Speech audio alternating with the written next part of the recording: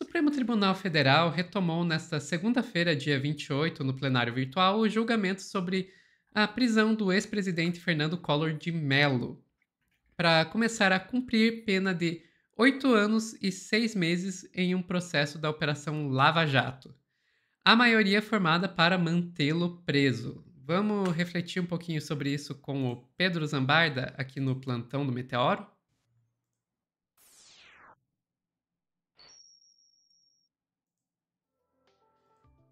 Deu ruim. Deu ruim pro Collor, o que significa que deu bom para o Brasil. Desculpa, verdade. Exatamente. Exatamente. Eu vou até pegar uma coisa que nem tá aqui na pauta, mas pegar essa imagem, que é basicamente a população, o sintoma que a população brasileira está feliz, que é essa foto de um jornal, inclusive reacionário, Sofia Labanca. Deixa eu trazer aqui, não é essa do Estadão, é essa imagem maravilhosa do Notícias Populares. Irmãos se batem, doença leva a mãe e o Brasil explode, e embaixo, P no C do Collor. É maravilhoso. O Brasil está nesse momento. A gente está feliz, pessoal, todo mundo lembrando do escândalo da poupança. Mas voltando pro, pro Estadão, é o seguinte, retomaram um julgamento hoje. O Mendonça votou para revogar a prisão do Collor, mas o Supremo Tribunal Federal já tem maioria para manter o ex-presidente preso. Sabe quem não tá feliz com essa notícia, Sofia? Aquele que tá na UTI. Tá falando agora de Bolsonaro. convertar aí o ato pela anistia? Pois é, ele tá vendo aí que a batata dele tá assando. 6 ministros votaram para o ex-presidente continuar preso e cumprir a sua condenação de 8 anos e 6 meses da Operação Lava Jato. A sessão foi retomada nesta segunda, 28 no plenário virtual, para a conclusão da votação após Gilmar Mendes desistir de pedido para julgar o caso presencialmente. Ministro André Mendonça, do Supremo Tribunal Federal, votou nesta segunda, dia 28, para revogar a prisão do ex-presidente Fernando Collor de Mello. O voto, no entanto, não altera os rumos do julgamento. A maioria formada no plenário virtual para manter o ex-presidente preso para cumprir a condenação de 8 anos e 6 meses na Lava Jato. Collor foi preso na madrugada da última sexta, dia 25, por ordem do ministro Alexandre de Moraes, que determinou a execução da pena por considerar que não há mais recursos possíveis para reverter a condenação do ex-presidente e que os pedidos da defesa agora são apenas protelatórios. Em seu voto, André Mendonça defendeu que os recursos fossem conhecidos, viabilizando-se o seu respectivo processamento. Por consequência, afastado o trânsito em julgado de decisão condenatória, impõe-se a revogação do decreto prisional, determinando-se a expedição do alvará de soltura do clausulado, votou o ministro. Idas e vindas no plenário virtual. A decisão de Moraes, que mandou prender o ex-presidente, foi imediatamente submetida ao crivo dos demais ministros em uma sessão extraordinária no plenário virtual na própria sexta. A votação, no entanto, foi interrompida a pedido do ministro Gilmar Mendes, que considerou que o caso deveria ser analisado em uma sessão presencial, dada a repercussão política. Gilmar Mendes apresentou o chamado pedido de destaque, que é uma prerrogativa de todos os ministros do STF.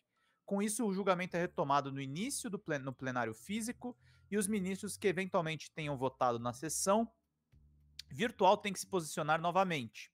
A estratégia do decano no STF foi esvaziada depois que os colegas começaram a antecipar os seus votos no plenário virtual, formando maioria para confirmar a decisão de Alexandre de Moraes. O relator foi acompanhado por Flávio Dino, Edson Fachin, Luiz Roberto Barroso, Carmen Lúcia e Dias Toffoli. O movimento levou Gilmar a cancelar o pedido de destaque, o que fez com que o processo voltasse à pauta nesta segunda no plenário digital. Ao convocar uma nova sessão extraordinária no STF para concluir o julgamento, o ministro Luiz Roberto Barroso, presidente do tribunal, a quem cabe definir a pauta, chamou a atenção para a excepcional urgência do processo. Estão pendentes os votos do ministro Cássio Nunes Marques, Luiz Fux e do próprio Gilmar Mendes. Eles têm até as 23h59 para se manifestar. O ministro Cristiano Zanin se declarou impedido e não vai participar da votação. O Zanin não vai participar porque ele foi advogado do presidente Lula dentro da Lava Jato. Então, Collor está condenado aí a 8 anos. Dificilmente esse quadro vai mudar, tá, Sofia? Então ele vai ter que cumprir aí pelo menos um terço dessa pena.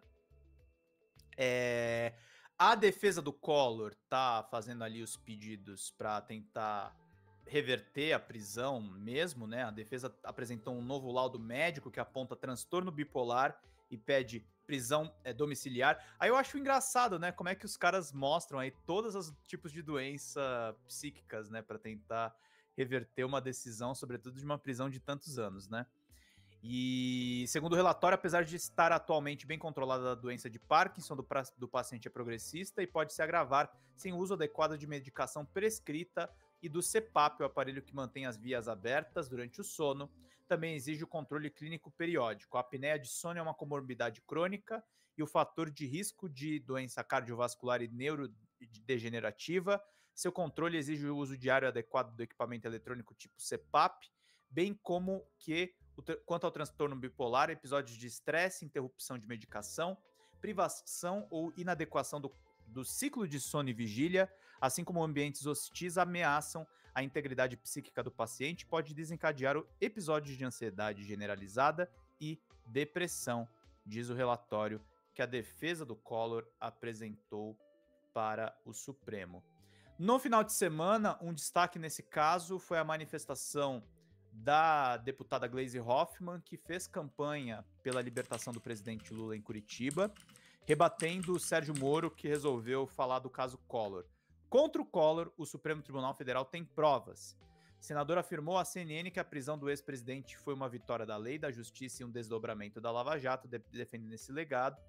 E aí a Gleisi Hoffmann disse o seguinte, na publicação dela no X, antigo Twitter: Lula havia sido preso ilegalmente por ordem de um ex-juiz parcial que não encontrou um centavo de origem ilegal em suas contas e condenou por atos indeterminados numa armação política com os procuradores da Lava Jato, que foi anulada no STF, confirmando a sua inocência. A justiça se faz a partir da verdade, jamais com manipulações oportunistas, como as que fazem a turma do réu Bolsonaro e do seu amigo Sérgio Moro, escreveu a ministra na rede social. E aí, Sophie, uma coisa muito louca é o seguinte, eu quase nunca concordo com o Josias de Souza no UOL, mas eu achei que ele foi muito bem aqui nesse comentário, e aí eu queria trazer pra gente. O UOL que tem um corte aqui bem interessante. Dizendo o seguinte, a prisão do Collor vai pavimentar a cana do Bolsonaro. Vamos ver aqui o comentário do Josias lá no UOL. A notícia veio sobre a prisão de um ex-presidente. Todo mundo, opa! Não, mas o ex-presidente preso foi Fernando Collor de Mello, e que agora, inclusive, o Supremo Tribunal Federal está parado em relação à decisão se continua, se mantém ou não a prisão dele, o pedido de vistas de Gilmar Mendes. Mas muito se falou sobre a possibilidade da prisão de Bolsonaro. Até o Josias escreveu uma coluna sobre isso, e eu achei bem curiosa aqui a sua análise, Josias. A prisão de Collor pavimentou o encarceramento de Bolsonaro. O que uma coisa tem a ver com a outra, hein, Josias? Tem tudo a ver, Fabiola. Até a noite passada, o Collor era um exemplo a ser seguido pelo Bolsonaro. E, de madrugada, quando foi preso, o Collor se tornou um aviso para o Bolsonaro. Quando ordenou a prisão do Collor, o Alexandre de Moraes estava cumprindo, como já realçamos aqui, uma sentença lá de 2023. Ia fazer aniversário de 2 anos agora em maio.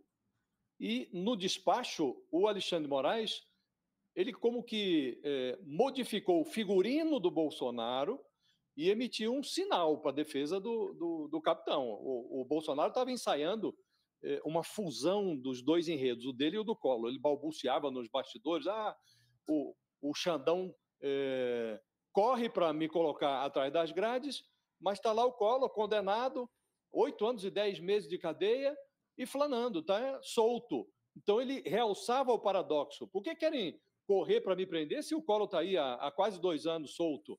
Então, com essa ordem de prisão, o Alexandre de Moraes arrancou o manto de proscrito, perseguido que o Bolsonaro mantinha nas costas, fazendo uma coreografia da vitimização. E na parte do despacho em que ele dirige mensagens aos defensores do Bolsonaro sem mencioná-los, o Alexandre de Moraes sinalizou que na mão dele, na mesa dele, vão ter vida curta esses recursos formulados com o propósito deliberado de empurrar com a barriga a execução de sentenças no Supremo. O Collor foi denunciado pela Procuradoria em 2015 e estava aí, como disse, flanando com a impunidade. O Supremo adiou, condenou, voltou a adiar, depois ensaiou um recuo em relação ao tamanho da pena, acabou confirmando lá em novembro do ano passado o tamanho desse castigo aí, mais de 8 anos de cadeia. E no mês passado a defesa do Collor veio com esses recursos que não tinham mais o menor sentido, porque não havia mais espaço para discutir nem a condenação, nem o tamanho da pena. É importante dizer que, apesar do comentário do Josias ter muito sentido, as pessoas têm direito a recursos, tá, gente? Independente de ser protelatório ou não. A gente vive no Estado Democrático de Direito. O Josias é um lavajatista, tá, gente? Não se enganem nesse comentário. Mas ele tá certo. O Bolsonaro estava em busca de uma desculpa para falar justamente o que ele vem falando, que ele é perseguido político. E agora essa desculpa não tem mais, Sofia. E é bom que isso aconteça. O Collor tem um monte de comprovação de desvio. Eu acho que ele tem que pagar mesmo pelo que ele cumpriu. Na verdade, mais gente até tinha que ser punida por isso, né? Alô, Michel Temer e as coisas que não foram investigadas direito a respeito dele, né? Mas esse aí, ninguém mexe, né? Esse aí ninguém quer se meter a fuçar. Pois Mas né? Já pensou se a gente tem 3 ex-presidentes presos de uma vez? ia Já ser pensou tão que legal. sonho? Mas não vai acontecer. Isso aí Não vai. esqueça. Não vai. Isso aí esqueça. E muito menos o Fernando Henrique Cardoso, que é ainda mais blindado. Então, não desencanem disso. Mas, assim, é importante, é um precedente importante.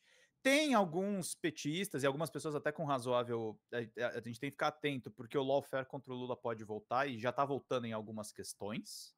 A gente está vendo aí esse escândalo do INSS, é importante as pessoas entenderem o que está acontecendo para isso não virar novamente uma perseguição contra a esquerda. Mas eu acho que no final das contas é bom que isso esteja acontecendo, sim, Sophie. Perfeito. Pedro, primeiro, sobre a questão da saúde do Collor, dele precisar de CPAP, etc., eu só quero lembrar disso aqui. O senhor tem alguma doença? Faz uso de algum medicamento de uso contínuo? Não. Não. Não. Então, decida-se. Aparentemente já mudou o discurso, né? Mas primeira coisa é isso. A segunda coisa, assim, ele tem direito aos recursos, ele tem direito ao tratamento de saúde dele, ele tem direito a tudo isso. É uma pena que para que isso você realmente tenha e possa exercer esses direitos aqui no Brasil, você precise ser um ex-presidente. Né? Porque o correto seria que os direitos humanos fossem respeitados no encarceramento de todos os encarcerados. Mas o que a gente vê é que, olha, quando é ex-presidente, aí todos os direitos, todos os recursos, tudo. Para a maior parte da população, não. E quanto a essa leitura sua e do Josias de que isso descobriu o Bolsonaro, eu acho excelente. Eu acho isso um bom sinal, sim. Agora, mais uma vez, aí é um problema que a gente tenha que se preocupar com esse tipo de coisa. Porque, de novo, quando é esquerda, não precisa de nenhum tipo de